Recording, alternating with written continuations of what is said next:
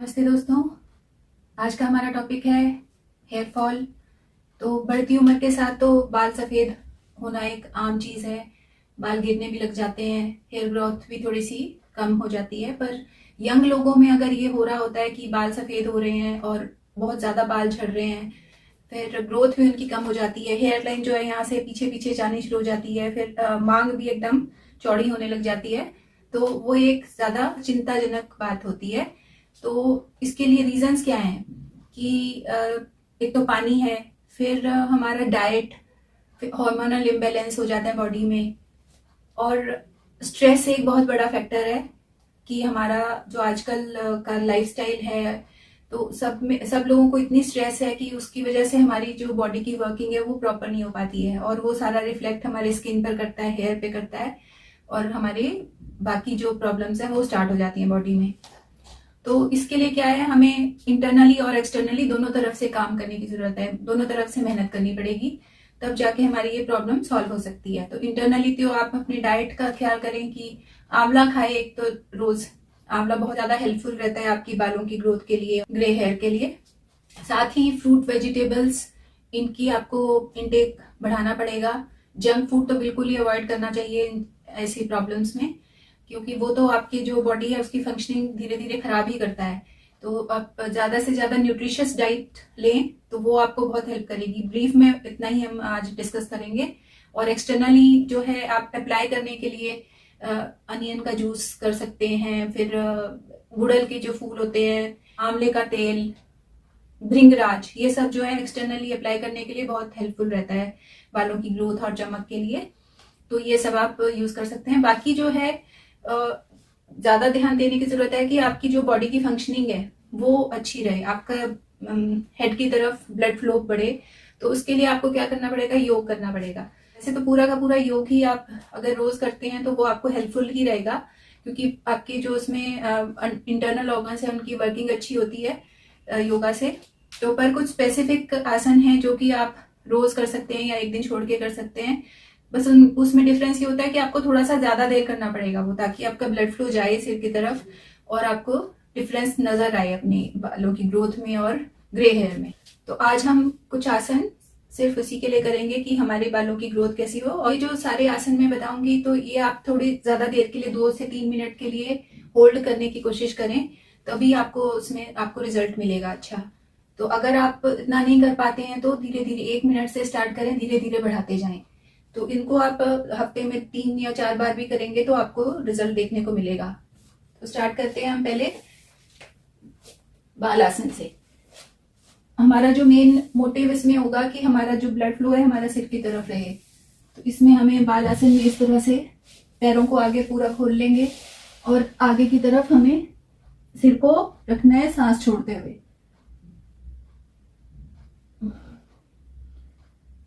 Normal breathing रखें यहाँ पर।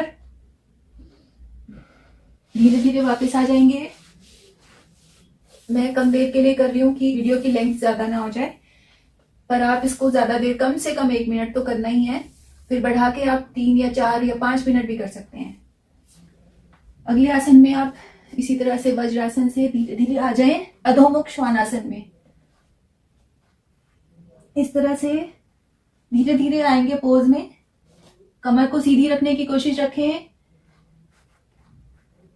और पैरों को भी सीधा रखेंगे घुटनों से, और धीरे धीरे सिर को पूरा नीचे ले जाएंगे। और अगर आपसे सीधे नहीं रह पाते हैं पैर तो आप थोड़ा सा मोड़ के रखें, पर कमर को सीधी रखेंगे इस तरह से, और सिर नीचे रहेगा। इसको होल्ड करें 3 या 4 मिनट तक। पूरा ब्लड फ्लो जो है आपके सिर की तरफ होना स्टार्ट हो जाएगा। होल्ड करेंगे। पैरों को धीरे धीरे कोशिश करें कि सीधे हो जाए, नहीं तो आप इस तरह से रख सकते हैं। कमर को सीधी रखेंगे। इस तरह से धीरे धीरे से वापस आ जाएंगे वज्रासन में। बीच में रिलैक्स कर सकते हैं थोड़ा सा, फिर से बालासन में आ सकते हैं। इसी में आप इस तरह से थोड़ी देर इस तरह से आप होल्ड कर सकते हैं, ताकि और आपका ब्लड फ्लो सिर की तरफ होना स्टार्ट हो जाए।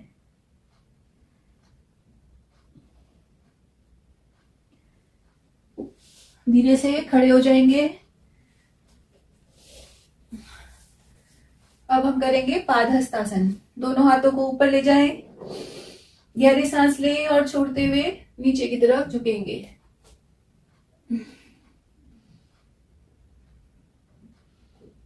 टांगों को सीधा रखने की कोशिश रखेंगे। आपसे जितना झुका जाता है उतना झुके, इतना झुका जा रहा है, और फिर सीधे सिर को नीचे की तरफ कर लें। इस तरह से आप हाथ इस तरह से भी रख सकते हैं, और धीरे धीरे प्रैक्टिस को बढ़ाएं और पूरा नीचे इस तरह से सांस छोड़ते हुए नीचे जाना है। कम से कम 1 से 2 मिनट तक होल्ड करेंगे और धीरे धीरे वापस आ जाएंगे। प्रैक्टिस के साथ धीरे धीरे बढ़ाते जाएं टाइमिंग को। अब आप मैट पर आ जाएं, पीठ के बल लेट जाएं, और अब हम करेंगे सेतुबंद आसन। बहुत ही लाभकारी आसन है ये, पूरे बॉडी पार्ट्स के लिए ही। इसमें आपको एड़ियों को पूरा हिप्स के पास लाएंगे और एड़ियों को हाथों से पकड़ लें या फिर हाथों को इंटरलॉक करके पूरा हिप्स से अपनी बॉडी को उठा लेंगे। इसमें भी आप ध्यान देंगे तो आपका सिर जो है जमीन के साथ लगा है और बॉडी ऊपर है, तो आपका ब्लड फ्लो सिर की तरफ जाना शुरू हो जाएगा। होल्ड करेंगे। होल्ड करने का बहुत महत्व है इसमें। जितना ज्यादा होल्ड करेंगे उतना आपको फायदा मिलेगा, और अगर आप ज्यादा देर नहीं होल्ड कर पाते हैं तो बीच में नीचे चले जाएं, सांस लें, गहरी सांस लें और फिर से ऊपर आ जाएंगे। एड़ियों को जमीन से लगाने की कोशिश करेंगे और पूरी बॉडी यहां से ऊपर उठे, और सपोर्ट के लिए आप हाथ भी इस तरह से लगा सकते हैं।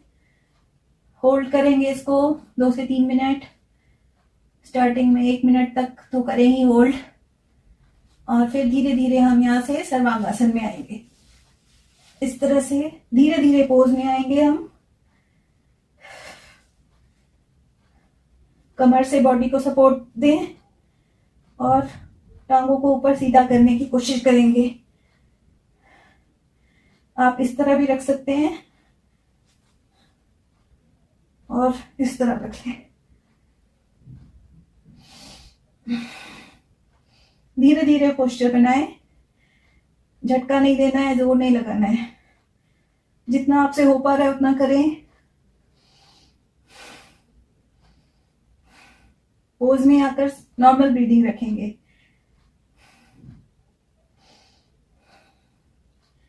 इसको भी आप थोड़ी देर होल्ड करें, और अगर ऐसा होल्ड करना मुश्किल लगता है तो आप दीवार के सहारे भी ये कर सकते हैं। अब यहीं से धीरे से हम हलासन में जाएंगे।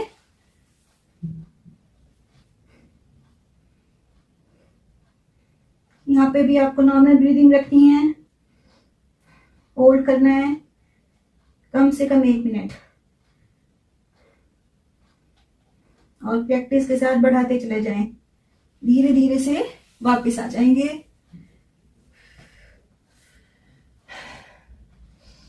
थोड़ी देर इस तरह से गहरी सांस लें और छोड़ें।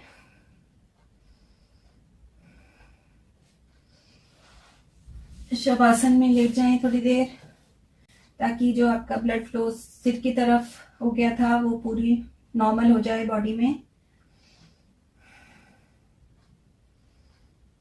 4 से 5 मिनट तक आप शवासन में लेट सकते हैं, और फिर लेफ्ट करवट लेकर उठकर बैठ जाएंगे। और इसके बाद आप प्राणायाम करें, नाड़ी शोधन प्राणायाम और भस्त्रिका प्राणायाम, क्योंकि आपका जो स्ट्रेस लेवल है उसको कम करने की बहुत ज़्यादा ज़रूरत है। तो वो आप प्राणायाम करेंगे और फिर उसके बाद मेडिटेशन भी कर सकते हैं, तो उनसे आपका जो स्ट्रेस लेवल है वो कम होगा। बाकी जो हमने योगासन किए हैं उससे भी हमारा जो ब्लड फ्लो हमारे ब्रेन की तरफ जाता है, तो हैप्पी हार्मोन्स रिलीज होते हैं, हमारा स्ट्रेस लेवल कम होता है उससे। तो आप ये सारा जो है पूरा एक तरह से पहले आसन करेंगे और प्राणायाम करेंगे, फिर मेडिटेशन करेंगे, तो आपका बहुत ज़्यादा आपको लाभ देखने को मिलेगा अपने हेयर फॉल में, हेयर में, और हेयर ग्रोथ भी अच्छी होगी। साथ में आपको स्किन में भी फर्क देखने को मिलेगा। अगर आपको मेरी वीडियो अच्छी लगी हो तो प्लीज़ लाइक, सब्सक्राइब और शेयर कर देना। कमेंट भी ज़रूर करना और बताना कि कैसी लगी आपको मेरी वीडियो। तो मिलते हैं अगले वीडियो में।